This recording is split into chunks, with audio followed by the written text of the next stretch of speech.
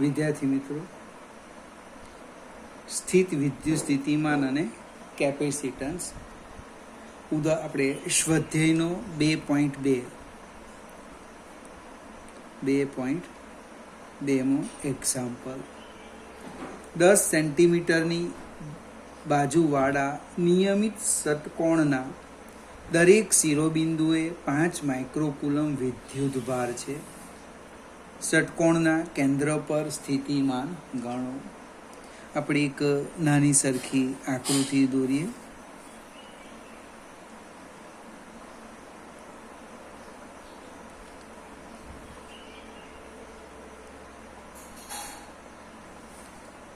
ષટકોણ દોરવા હું પ્રયત્ન કરું છું.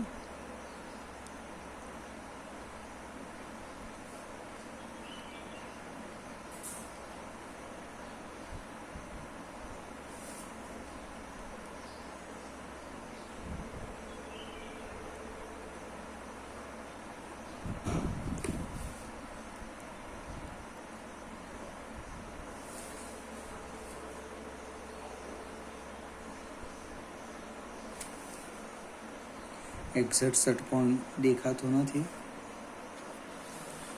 નામ આપણે આપી દઈએ A, B, C, D, E, F. હવે આ જેના શિરોબિંદુ છે એ શિરોબિંદુ પર ક્યુ કુલમ, બધા શિરોબિંદુ પર ક્યુ કુલમ વિદ્યુતભાર મૂકેલો છે અને એની કિંમત આપી છે 5 માઇક્રોકુલમ વિદ્યુતભાર. ક્યુ બરાબર 5 માઇક્રો -6 કુલમ. એના કેન્દ્ર પર એટલે એનો વિકર્ણ લઈ લઈએ. આમ આ રીતના આ બધા વિકર્ણ લઈ લઈએ.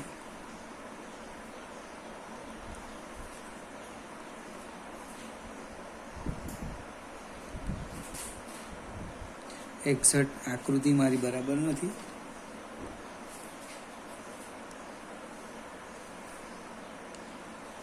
ટૂંકમાં હું સમજાવવા પ્રયત્ન કરું. આ એનું કેન્દ્ર થવાનું. હવે ષષ્ટકોણના આ જે ખૂણા છે એ દરેક ખૂણાનું માપ 120 આવે. 120 કેટલું આવવાનું? 120 ડિગ્રી. વિકર્ણ એના 2 સરખા ભાગ કરે એટલે આ જે ખૂણો છે એ 60 ડિગ્રીનો થશે. આ ખૂણો થવાનો 60. જો આ 2 60 હોય તો આ પણ કેટલો થાય? 60. ત્રિકોણના 3 ખૂણાના માપનો સરવાળો કેટલો થાય? 180. એટલે તમે સરવાળો કરો એટલે 60 60 60 આવી જશે. એનો અર્થ સમબાજુ ત્રિકોણ. સમબાજુ ત્રિકોણનો અર્થ એવો થાય કે OE બરાબર OD બરાબર ED અને એ આપણને આપેલા છે 10 સેન્ટીમીટર. હવે કુલ અહીંયા 6 સમબાજુ ત્રિકોણ બને. 1 2 3 4 5 6 6 સમબાજુ ત્રિકોણ બને. એનો અર્થ દરેક બાજુના માપ OA, જો અહીંથી શરૂઆત કરીએ, OA બરાબર OB બરાબર OC બરાબર OD બરાબર OE બરાબર OF ઇક્વલ ટુ 10 સેન્ટીમીટર એટલે કે 0.1 મીટર. હવે આપણે સ્થિતિમાનની વાત કરીએ તો વિદ્યુત ભાર પણ દરેક શિરોબિંદુ પર એક સરખો છે. વિદ્યુત ભાર કેવો છે? સમાન. આનો અર્થ શું થાય? VA બરાબર VB કેન્દ્ર પર બરાબર VC બરાબર VD બરાબર VE બરાબર VF. કેન્દ્ર પર દરેક વિદ્યુતભાર વડે ઉદ્ભવતું સ્થિતિમાન સમાન બને. એનો અર્થ થાય કેન્દ્ર પર વિદ્યુત સ્થિતિમાન, કેન્દ્ર પર વિદ્યુત સ્થિતિમાન V બરાબર 6 VA અથવા VB કોઈ પણ લખી દો. એટલે 6 × 1/4πε0 Q/R. કિંમત મૂકી દઈએ. 6 ઇન્ટુ હવે 1/4 ની કિંમત એટલે કેની કિંમત 9 ગુણ્યા 10⁹ ગુણ્યા ક્યુ 5 ઇન્ટુ 10⁻⁻6 ડિવાઈડ બાય 0.1 9 ગુણ્યા 6 ગુણ્યા 5/0.1 કરો એટલે 2700 આવશે ગુણ્યા 10⁻, આધાર સરખા ગુણાકાર ઘાતાંકનો સરવાળો એટલે 9 વત્તા ઓછા 6 એટલે કેટલા આવવાના 2700 ગુણ્યા 10⁻3 હવે આ પ્રમાણિત સ્વરૂપ છે લખવું છે આપણે પ્રમાણિત સ્વરૂપનો અર્થ દશાંશ ચિહ્નો ક્યાં છે અહીંયા છે એને મારે 1 2 અને 3 ડાબી બાજુ 3 અંક ખસેડવાનું છે એટલે આમ લખવાનું છે 2.7 ગુણ્યા 10⁻3 હતી હવે દશાંશ ચિહ્નો જ્યારે ડાબી બાજુ ખસે તો ઘાત વધે એટલે વત્તા જમણી બાજુ ખસે ઘટે એટલે ઓછા કેટલા અંક 1 2 3 એટલે 3 એટલે આપણો જવાબ કેટલો આવવાનો 2.7 ગુણ્યા 10⁻6 વોટ ફરીથી એટલે સમય આપણે સમજવા માટે લીધો 1 માર્કના ઓબ્જેક્ટિવમાં પણ પૂછી શકાય ઝડપથી તમે ગણતરી કરો મેઇન આ અંતર હતું એ અંતર શોધવા માટે આ જે ત્રિકોણ છે કેવો બનાવ્યો આપણે સમબાજુ બનાવ્યો મીન્સ બને જ છે આ બધા ત્રિકોણો કેવા છે સમબાજુ છે ત્રિકોણ જો ત્રિકોણ સમબાજુ હોય અહીં લખી દો ચાલો આપણે ત્રિકોણ EOD કેવો છે સમબાજુ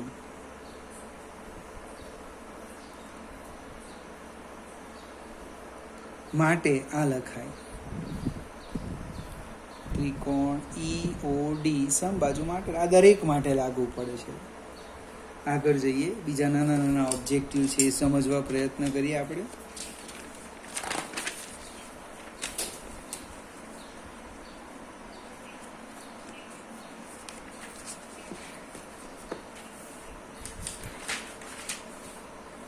બે વિદ્યુત ભારો આપેલા છે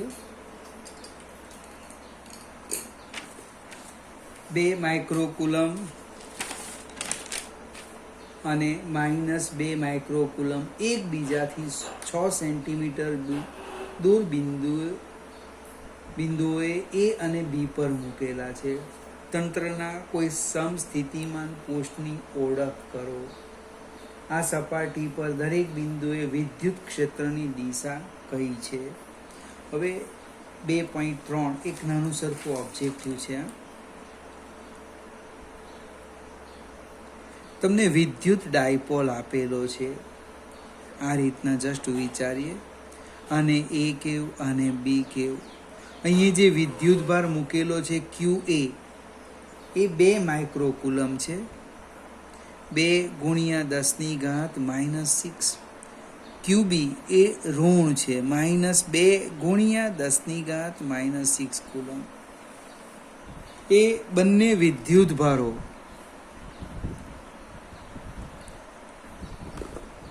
એ બંને વિદ્યુત ભારોને જોડતી રેખા આ બનવાની ડાયપોલ છે અક્ષ છે એ બંને વિદ્યુત ભારોને જોડતી રેખા એમની વચ્ચેનું અંતર 6 સેન્ટીમીટર છે આ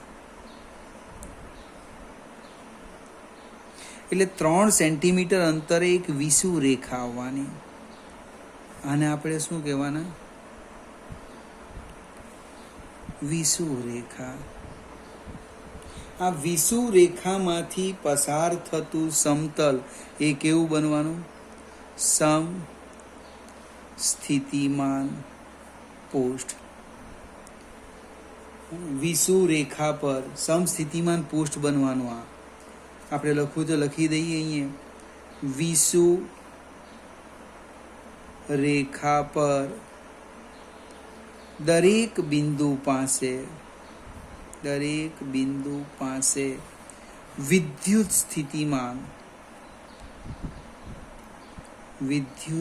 સ્થિતિમાન કેટલું 0 વિષુવ રેખા પર દરેક બિંદુ પાસે વિદ્યુત સ્થિતિમાન શૂન્ય. એ આપણે આ ચેપ્ટરમાં જોઈ ગયા હતા. અને અક્ષને લંબ અને વિષુવ રેખામાંથી પસાર થતું સમતલ ડાયરેક્ટ લખી દઈએ. અક્ષને લંબ વિષુવ રેખામાંથી પસાર થતું સમતલ એ કેવું કહેવાય? સમસ્થિતિમાન પૃષ્ઠ થવાનું. સી બિંદુ એનું મધ્ય બિંદુ આમ પણ લખાય, એમાંથી પસાર થતું સમતલ. અને બીજો પ્રશ્ન છે વિદ્યુત ક્ષેત્રની દિશા એ કઈ આવવાની? ક્ષેત્રની દિશા તો કે પ્લસ ક્યુ થી માઇનસ ક્યુ. એટલે અહીંયા લખવાના આપણે એ થી બી, પ્લસ ક્યુ થી માઇનસ ક્યુ, એ થી બી. આગળ જઈએ. 2.4 એ પણ ઓબ્જેક્ટિવ છે. 12 સેન્ટીમીટર ત્રિજ્યાના એક ગોળાકાર સુવાહકની સપાટી પર આટલો વિદ્યુતભાર નિયમિત રીતે વિતરિત થયેલો છે. ગોળાની અંદર, ગોળાની તરત બહાર અને ગોળાના કેન્દ્રથી આટલા અંતરે વિદ્યુત ક્ષેત્ર કેટલું હશે? આપણે એક નાની સરખી ફિગર લઈએ. આ એક કવચ લઈ લઈએ, ઘોડો. એની સપાટી પર ધન વિદ્યુતભાર છે. આમ કેટલો છે તો કે ક્યુ કુલમ. અહીંયા આપણે લખી દઈએ. ક્યુ બરાબર આપણને આપ્યા છે 1.6 ઇન્ટુ 10⁻⁷ કુલમ.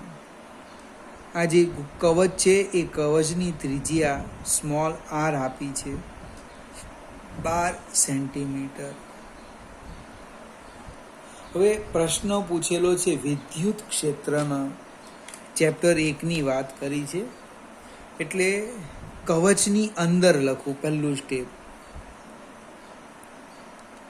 કવચની અંદર એટલે ધારો કે આપણે ત્રિજ્યાને કેપિટલ આર લઈએ. આર અહીંયા કેપિટલ આર લખી દઈએ. Small r less than capital R માટે વિદ્યુત ક્ષેત્ર 0. બીજો મુદ્દો છે ગોળાની તરત બહાર. તરત બહાર મીન્સ ગોળાની સપાટી પર. ગોળાની સપાટી પર વિદ્યુત ક્ષેત્ર પૂછેલું છે એટલે ઈ બરાબર આપણે આ રીતે લખીશું.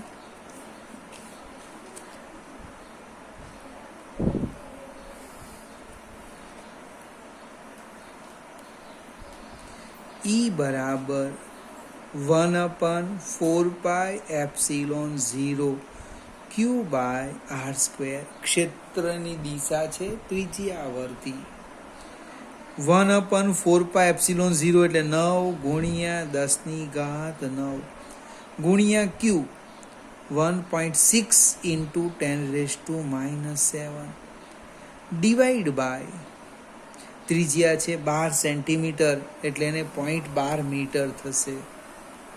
0.12 મીટર એનો વર્ગ કરવાના. 0.12 નો વર્ગ. આપણે સાદું રૂપ આપીએ. 9 ગુણ્યા 1.6 એટલે 14.4 ભાગ્યા 0.12 ભાગ્યા 0.12 એટલે જવાબ આવે છે 1000.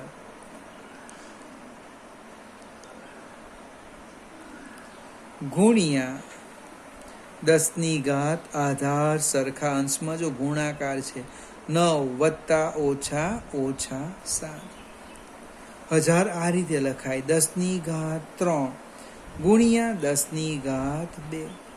આધાર સરખા ગુણાકાર ઘાતાંકનો સરવાળો વોલ્ટ પર મીટર. ફરીથી વિદ્યાર્થી મિત્રો પ્રશ્નો ભૂલ ક્યાં થવાની આપણી? તો આ જે આર સ્ક્વેર છે એની જગ્યાએ આપણે કેટલીક વાર આર લખાઈ જાય, સ્થિતિમાનમાં આર આવે અને ક્ષેત્રમાં આર સ્ક્વેર આવે. આપણને એવું લાગે સાચું જ લખ્યું છે, ખ્યાલ પણ નહીં આવે. આટલી કાળજી રાખવાની. ત્રીજો પણ એક પ્રશ્ન છે, કેન્દ્રથી 18 સેન્ટીમીટર. ત્રીજો પ્રશ્ન, કેન્દ્રથી 18 સેન્ટીમીટર દૂર ક્ષેત્ર લખવું. E બરાબર 1/4πε0 Q બાય આર સ્ક્વેર. 9 ગુણ્યા 10⁹9 ગુણ્યા Q 1.6 into 10⁻⁻7 ડિવાઈડ બાય 0.18 ગુણ્યા 0.18. સાદુરૂપ આપીએ આપણે. 9 ગુણ્યા 1.6 ભાગ્યા 0.18 ભાગ્યા 0.18 એટલે 0.4 ગુણ્યા 10⁻⁸ આધાર સરખા ગુણાકાર એટલે ઘાતાંકનો સરવાળો 9 વત્તા ઓછા ઓછા 7 એટલે 444.4 ગુણ્યા 10⁻². અહીંયા આપણો એક્ઝામ્પલ પૂરો થાય, પણ પાછો ફરીથી પ્રમાણિત સ્વરૂપનો પ્રશ્ન આવે. તો દશાંશ ચિહ્નને આપણે ડાબી બાજુ ખસેડીએ. 4.4 ગુણ્યા 10⁻² હતા અને કેટલા અંક હસ્યા? 2 અંક હસવાના. એટલે ડાબી બાજુ તો વત્તા, જમણી બાજુ તો ઓછા. અંક 2 તો કે 2. એટલે આપણો જવાબ આવે 4.4 into 10⁴ વોલ્ટ પર મીટર. ફરીથી મિત્રો, ઓબ્જેક્ટિવ હોય તો આ કરવું પડે, પણ એક્ઝામ્પલ પૂછે તો અહીંયા અટકી જવાનું. કેમ? જો આપણી ઘાતમાં ભૂલ આવી તો અડધો 1 માર્ક જતો રહે. અહીંયા પૂરેપૂરા માર્ક્સ મળે. એટલે ઉતાવળ કરવી નહીં. આગળ જઈએ. સ્વાધ્યાયનો ચોથો એક્ઝામ્પલ જોઈએ.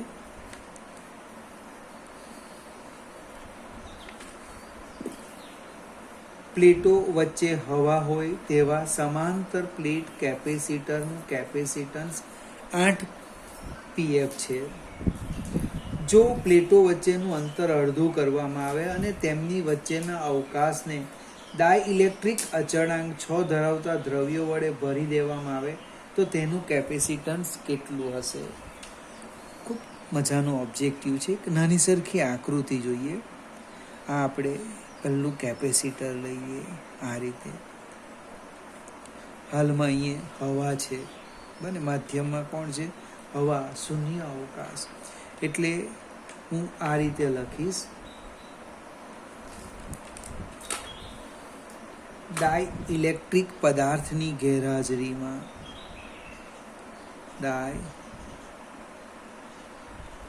ડાઇલેક્ટ્રિક પદાર્થની ગેરહાજરીમાં તમને કેપેસિટન્સ C0 આપેલું છે. કેટલું? A∈0/d.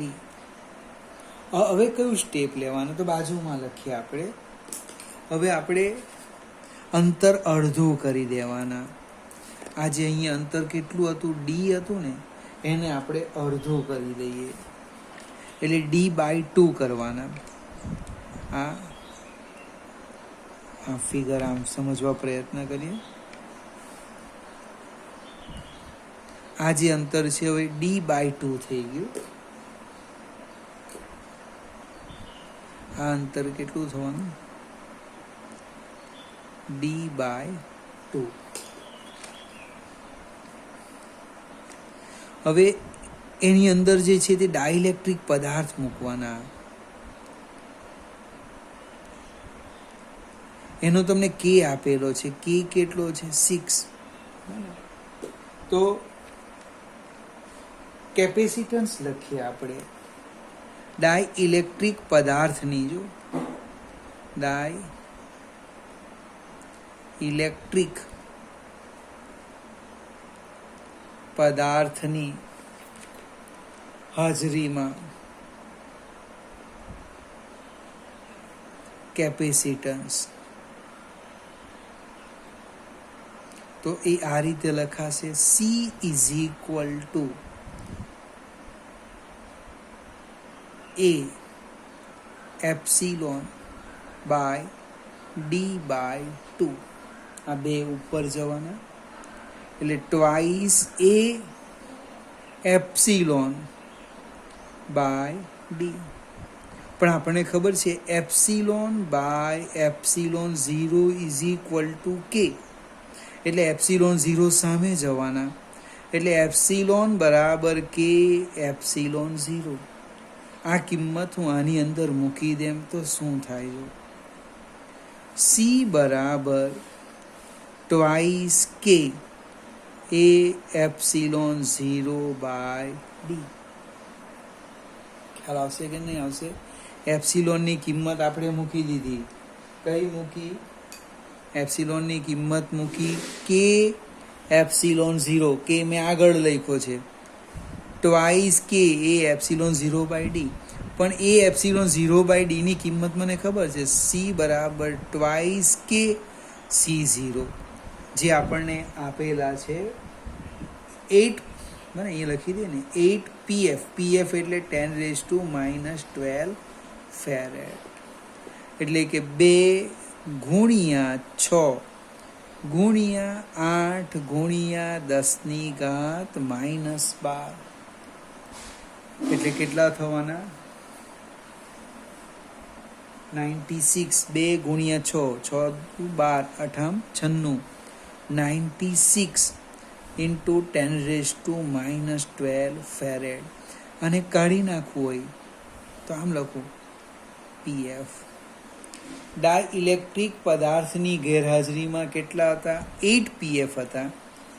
ડાઇલેક્ટ્રિક પદાર્થની હાજરીમાં કેટલા થઈ ગયા? 96 pf. પણ અહીંયા આપણે સ્મોલ ડી પણ ઘટાડેલું છે. કહેવાનો અર્થ, વિદ્યુતભાર સંગ્રહ કરવાની ક્ષમતા વધારવી હોય તો બે પ્લેટ વચ્ચેનું અંતર ઘટાડો, અને બીજું એની અંદર મોટા કે વાળો અવાહક પદાર્થ મૂકો, એટલે એના કેપેસિટન્સમાં શું થાય? વધારો થાય.